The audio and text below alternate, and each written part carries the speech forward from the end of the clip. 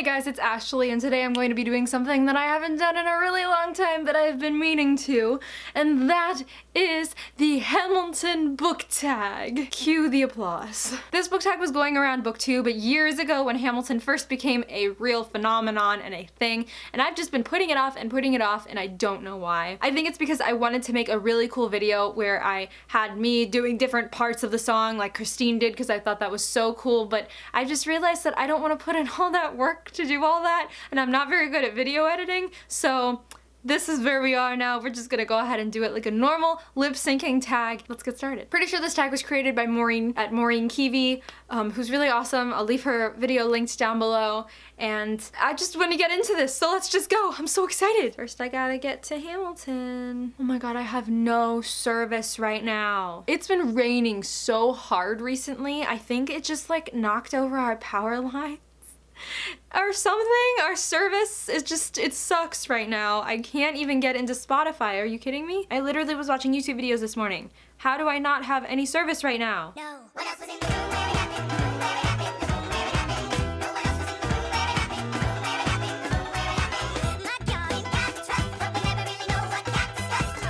Click boom, where it happened? And no one else was in the room where it happened. Alright, so the first question was obviously based on the room where it happens, and it is a book world you would put yourself into. For this, I'm picking none other than A Darker Shade of Magic by V.E. Schwab, but specifically Red London, and specifically, again, only if I could be Lila. Those are my specifications. If you cannot follow through, I do not want to live here. I've been reading Common Sense by Thomas Paine. Some men say that I'm intense or I'm insane. You want a revolution, I want a revelation. So listen to my declaration. We hold these truths to be self-evident, that all men are created equal.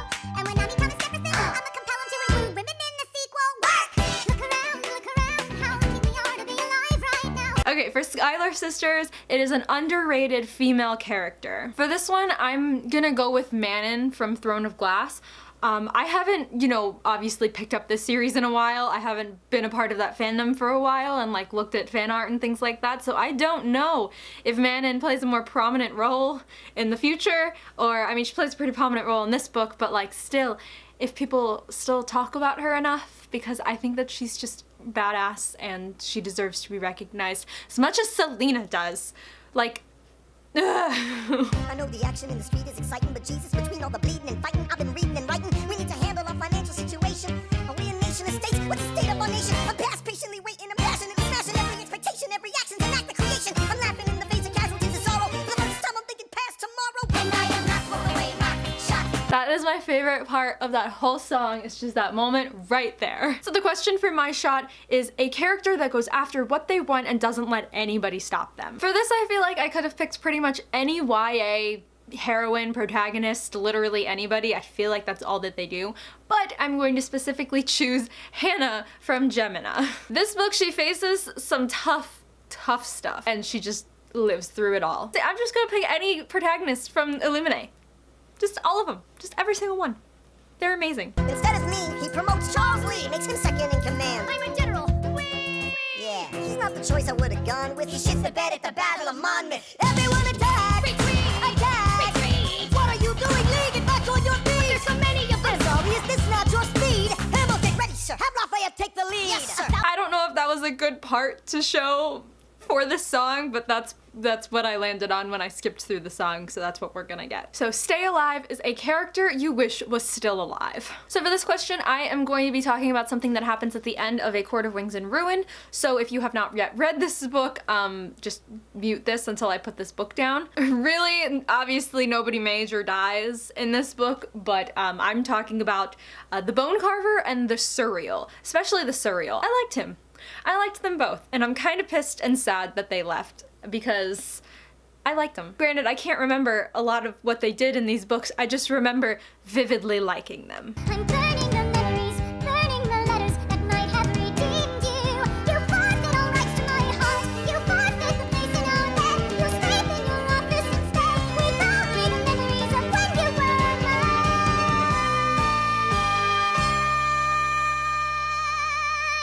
So Burn is the most heartbreaking end to a relationship you've ever read. A lot of these questions are just calling for spoilers, I'm sorry. I don't know where my copy is currently, but I'm gonna be talking about Clockwork Princess, so Mute if you haven't read until I put my hand down.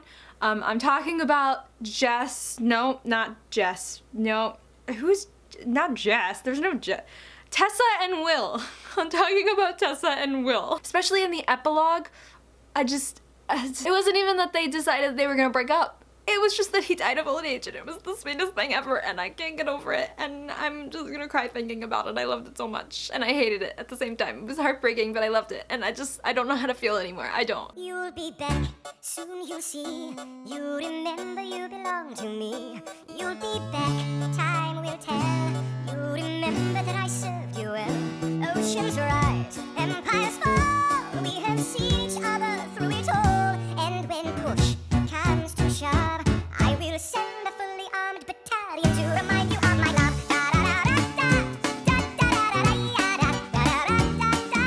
So You'll Be Back is one of my favorite songs in the whole musical. Whose isn't it? And it is the sassiest villain that you've read. I really couldn't pick someone for this. I don't have like a sassy villain. I don't know if nobody's just coming to my head or if I've really never read anything with a sassy villain. I don't know. The only thing that's coming to my head, and you guys can't judge me for this. You guys are gonna think I'm so weird when I say this, but okay. Night at the Museum, you're already thinking I'm weird, it's one of my favorite movies just because it brings back like the feelings of nostalgia and like my childhood, and I loved those movies. The second one with Hank Azaria as Kamunra, is that what his name was? I think about that when I hear this question, and I have to say it no matter how judgy you guys may or may not get. I'm gonna say it. Hank Azaria from Night at the Museum. Battle of the Smithsonian, is that the second one? I don't even know anymore. These questions keep going from like the beginning of the play, the beginning of the musical to the end of the musical, the beginning of the musical to the end of the musical. What am I looking for? Have you read this? Never gonna be president now. Never gonna be president now. Never gonna be president now. Never gonna be president now. Never gonna be president now. Never gonna be president now. One less thing to worry about. That's one less thing to worry about. So for the Reynolds pamphlet, we have a book with a twist that you did not see coming. As usual, another spoilery question. If you didn't realize there was a twist in this book, but I don't really remember. Is there a twist in this book? I'm pretty sure that there is, right? Yes, there are multiple twists in this book. I'm not gonna tell you what they are, but this book here, right here. Lots of twists. It's not like a big twist, but just like a bunch of small little twists throughout the entire story that just like, it got me. They got me. And I love this book for it. How do you write like you're running out of time? Write day and night like you're running out of time. Every day you fight like you're running out of time. Like you're running out of time, like you're running out of time. How do you write like tomorrow won't arrive? How do you write like you need it to survive? How do you write every second you're alive? Every second you're alive, every second you're alive. Okay, so that was Nonstop, which is one of my favorites. All of these are my favorites. That's just what you're gonna get out of this video. Nonstop is a series that you've marathoned. So I'm not gonna get these down off my bookshelf because they're series and I don't feel like carrying them, but the first one is gonna be The Raven Boys by Maggie Stiefvater. I marathoned those in the very, very beginnings of my booktube channel. They were the first, book talks that I ever made. They make me cringe every time I look at their thumbnails, but they're up there for the world to see, and I'm not gonna take them down. Anyways, and the second series that I have that I marathoned, like I think last year, is Shatter Me by Tahara Mafi. I have book talks for all those up too, and they came one after the other. So yeah, those two. Handsome boy, does he know it? Beach fuzz, then he can't even grow it. I wanna take him far away from this place, then I turn and see my sister's face, and she is so clean. I know she is so clean. And her eyes are just so clean. And I realize 3 fundamental truths at the exact same time. So that was Satisfied, and for this one you have to pick a favorite book with multiple point of views. I am actually going to do a little contemporary twist on this one, and instead of picking one of my many fantasy books, go over to my contemporary shelf and grab 2 books that I think go really well for this question. So the first book that I have for this is The Sun Is Also a Star by Nicola Youn. This follows both of the main characters, Daniel and Natasha, oh my god, I almost forgot her name, as well as has some like third-person omniscient point of views about certain certain like phenomena that happen in the world that pertain to this story. And it's really, really cool and really interesting to read about. And then the second book that I have, I actually just recently finished, and it's When Dimple Met Rishi by Sanjay Menon.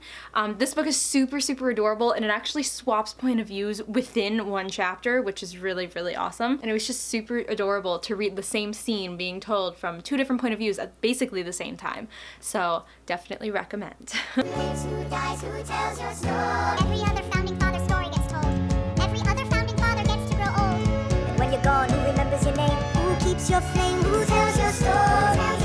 Who tells your story? So this is the final song if I don't do the bonus songs. I have the bonus songs planned out, but I don't think that I want to do them. I don't know. I think this is a really good stopping point. So, Who Lives, Who Dies, Who Tells Your Story is the final song in the musical. It's so, so good. And the question for this is a book or series you think you will be remembered throughout history. So many people pick Harry Potter for this because it has been remembered throughout history, basically, or at least for the past like 20, 25 years, however long it's been published. But for me, I think I'm gonna go with The Hate You Give by Angie Thomas. I feel like this is just such a powerful book, and it's got such coverage recently in the news, and you know, it's got the movie that's coming out and just stands for so much that I feel like it should stand the test of time. If it doesn't, it deserves to. So that's going to be it for the Hamilton book tag, everybody. I am so, so, so excited because I'm actually seeing Hamilton in July. It's just so exciting for me. I've wanted to see this musical for like 2 years now, and I'm going with my mom up in July, and I'm super, super excited about it. So that is going to be it for this video, everybody. Thank you so much for watching, and I will catch you later. Goodbye! And I am not thrown away, not shot.